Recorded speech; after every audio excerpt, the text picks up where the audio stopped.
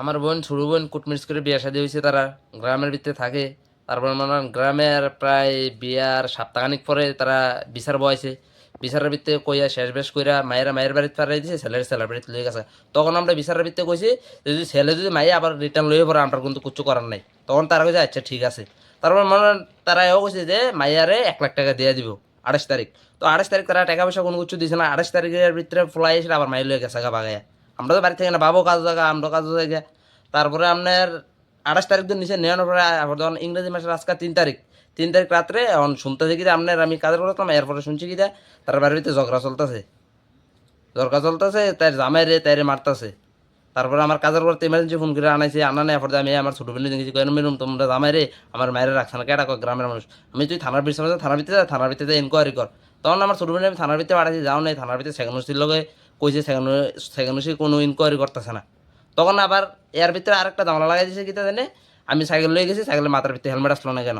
তখন কই স্যার এমন এমন আমার সমস্যা, আমি হেলমেটটা লইতাম ভুলে গেছি গা, ইমার্জেন্সি আমি কাজের করতে যাই, আমার ছোট বোনের লয়ে আইছি। তখন আমি থানার ভিতরে যাই, সেটা ইনকোয়ারি করতাম যে আমরা কোনো ইনকোয়ারি করছেন না। তখন আবার কিতা করলেন, আমার সাইকেলের সাইডে রেখে দিয়েছেন, রেখে সেটা আমার বয়ে রাখছেন। আবার আমি অনেকজনের ফোন করেন, আপনারা আমার সাইকেলের সাইডে দিয়েছেন। তখন আমার ছাড়ছেন। এই থানা বিষয়ে কোনো কিচ্ছু কইছে না, কোন কয় না থানা? কোন থানা? বিশ্রামঞ্জের থানা। আচ্ছা না। না, বিশ্রামঞ্জের থানা কোনো উচ্চ করছে না। আমরা কিচ্ছু কিতা করে মেনো।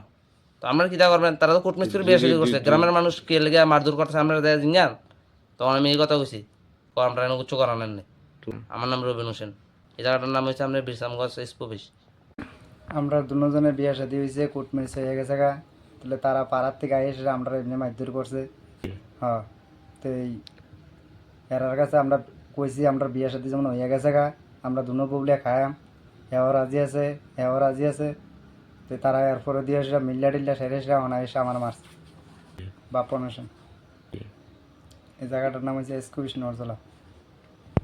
আমাদের কুটমিরিচ হয়েছে, তারপরে আমাদের বিয়ে হয়েছে। তারপরে আমার স্বামীর গ্রামের মানুষে যায় মারধর করছে, বেন মাইরে গীতা করছে। তারপরে বিশ্রামগঞ্জ থানাত গেছি, সেখানে ওসিরে জানাইছি, কিচ্ছু কইছে না, হা বা না কিচ্ছু কইছে না। তারপরে আমার ভাই আনতে গেছে, যাওয়ানে ভাইয়ের ব্যাগটাও আটকাইছে। লাইসেন্স দেয়াইছে, লাইসেন্স বলে এটা ডুপ্লিকেট। বিলকিস বেগম, বিশ্রামগঞ্জ এসো নরজলা।